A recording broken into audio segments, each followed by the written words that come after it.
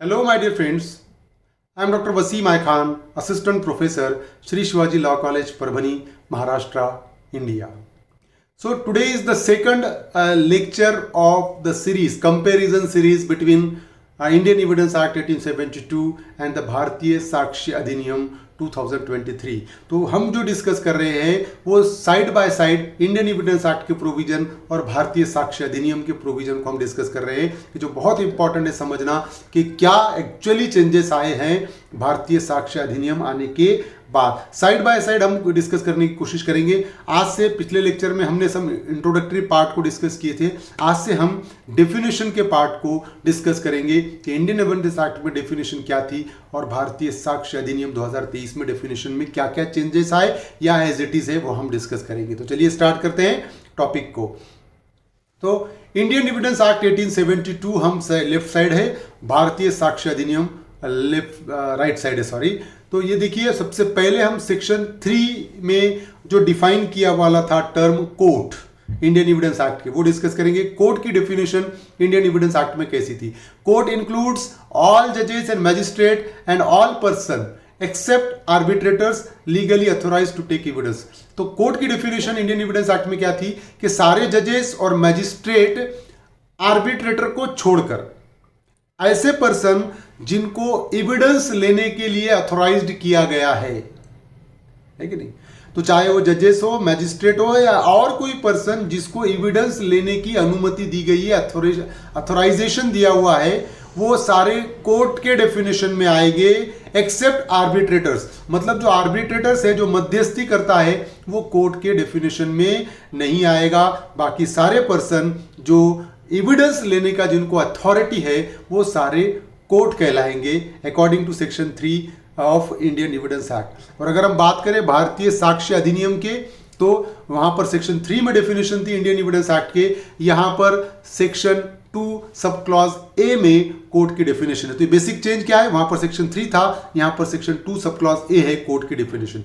और अगर हम डेफिनेशन की बात करते हैं तो यहां पर court includes all judges and magistrate and all person except arbitrators legally authorized to take evidence। तो यहां पर डेफिनेशन में कोई डिफरेंस नहीं है, सिर्फ सेक्शन का चेंज है।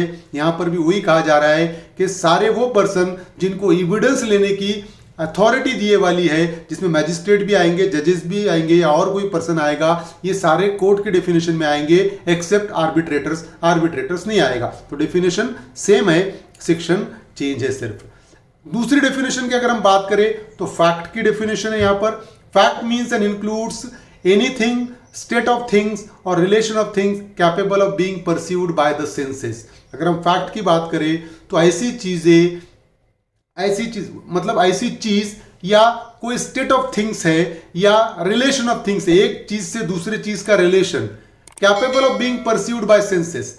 ऐसी चीज जिसको हम अपने सेंसेस से परसीव कर सकते हैं, जिसको हम देख सकते हैं, जिसको हम सुन सकते हैं, जिसको हम टेस्ट कर सकते हैं, जिसको हम फील कर सकते हैं, ये सारी चीजें क्या हो जाएगी, ये सारी चीजें फैक्ट के डेफिनेशन में आएगी। और अगर हम बात करें भारतीय साक्ष्य अधिनियम के, तो यहां पर भी वही सिचुएशन है कि यहां पर सेक्शन 3 में फैक्ट की डेफिनेशन थी इंडियन एविडेंस एक्ट में, यहां पर सेक्शन 2 सब क्लॉज एफ में फैक्ट की डेफिनेशन है। और यहां पर फैक्ट की डेफिनेशन में भी वही है कि fact means and includes anything, state of things और relation of things capable of being perceived by the senses. तो जो भी चीजें या चीजों के बीच का रिलेशनशिप जो अपने सेंसेस से अपन परसीव कर सकते हैं, वो फैक्ट्स के डेफिनेशन में आएंगे। जो चीज हम महसूस कर सकते हैं, जो चीज हम देख सकते हैं, जो सुन सकते हैं, जो फील कर सकते हैं, जो टेस्ट कर सकते हैं, वो सारी चीजें फैक्ट में आएगी। तो फैक्ट की डेफिनेशन में कोई भी फर्क नहीं है, सिर्फ सेक्शन 3 इंडियन एविडेंस एक्ट का फैक्ट डिफाइन करता है और भारतीय साक्ष्य अधिनियम का सेक्शन 2 सब क्लॉज एफ। तो ये पॉइंट आपने नोट करना है कि डिफरेंस क्या है, बाकी डेफिनेशन सेम है। दूसरा सब क्लॉज है फैक्ट की डेफिनेशन का, any mental condition of which any person is conscious. Fact के डेफिनेशन में एनी मेंटल कंडीशन है ना, कि कोई चीज को देखकर पर्सन शॉक हो रहा है, कोई चीज को देखकर पर्सन डर रहा है, ये मेंटल कंडीशन है पर्सन की। तो ये मेंटल कंडीशन जिससे पर्सन कॉन्शियस है, ये भी फैक्ट के डेफिनेशन में आएगी। और अगर हम बात करें सब क्लॉज 2 का फैक्ट की डेफिनेशन भारतीय साक्ष्य अधिनियम में सेम सिचुएशन है, यहां पर भी वही बताया गया है कि any mental condition of which any person is conscious, same है, मतलब डेफिनेशन में कोई भी डिफरेंस नहीं है, सिर्फ सेक्शन को छोड़कर। अब रिलीवेंट की डेफिनेशन भी इंडियन एविडेंस एक्ट में सेक्शन 3 में प्रोवाइड करे वाली है। Relevant means what? One fact is said to be relevant to another when the one is connected with the other in any of the ways referred to in the provision of this act relating to the relevancy of fact। एक fact दूसरे fact से इस तरीके से connected है कि जो इस एक्ट में जो प्रोवाइड किए वाला है relating to the relevancy of fact, तो वो रिलीवेंट के डेफिनेशन में आएगा। मतलब एक पर्सन ने क्या किया कि एक पर्सन को तलवार से मारा और उसकी डेथ हो गई, जो इंजरी उसको कॉज होने वाली है और जो तलवार है, ये दोनों एक दूसरे से मेल खा रहे हैं, तो ये रिलीवेंट हो जाएगा। तो रिलीवेंट की डेफिनेशन इस तरीके से हम देख सकते हैं। और अगर हम बात करें भारतीय साक्ष्य अधिनियम में रिलीवेंट की डेफिनेशन की, तो वो सेक्शन 2 सब क्लॉज के में बताया वाला है। इंडियन एविडेंस एक्ट में सेक्शन 3 में, भारतीय साक्ष्य अधिनियम में सेक्शन 2 सब क्लॉज के में, ये डिफरेंस को आप लिखिए, बाकी डेफिनेशन सेम है। यहां पर भी वही कहा गया है, मतलब एक वर्ड भी इधर उधर आपको डेफिनेशन में देखने को नहीं मिलेगा कि दोनों फैक्ट के बीच का कनेक्शन जो एक दूसरे से मेल खा रहे हैं वो रिलीवेंट के डेफिनेशन में आएगा। तो ये रिलीवेंट की डेफिनेशन है। आगे बढ़ते हैं। फैक्ट इन इशू की डेफिनेशन भी सेक्शन 3 में बताई हुई है इंडियन एविडेंस एक्ट के। और फैक्ट इन इशू क्या है? The expression fact in issue means and includes, fact in issue में क्या क्या चीजें आएंगी? Any fact from which either by itself or in connection with other facts the existence, non-existence, nature or extent of any right, liability or disability asserted or denied in any suit or proceeding necessarily follows।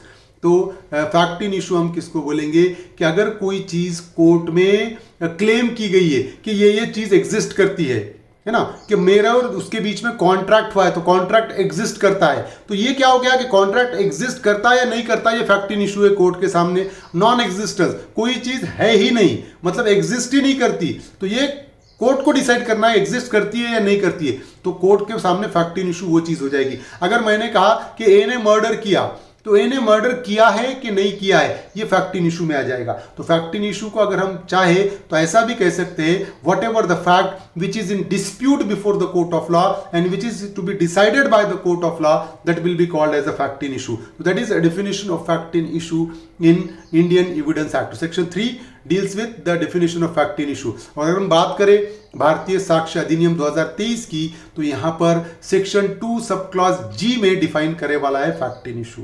और यहां पर भी same है, fact in issue means and includes any fact from which either by itself और in connection with the other fact the existence, non existence, nature और extent of any right, liability or disability asserted or denied in any suit or proceeding necessarily follows। definition is the same कि कोई भी चीज deny करे वाली है, assert करे वाली है, कोई भी राइट्स मेरा है या नहीं है, ड्यूटी है या नहीं है, ये जो कोर्ट को डिसाइड करना है वो फैक्ट इन इशू के डेफिनेशन में आएगा।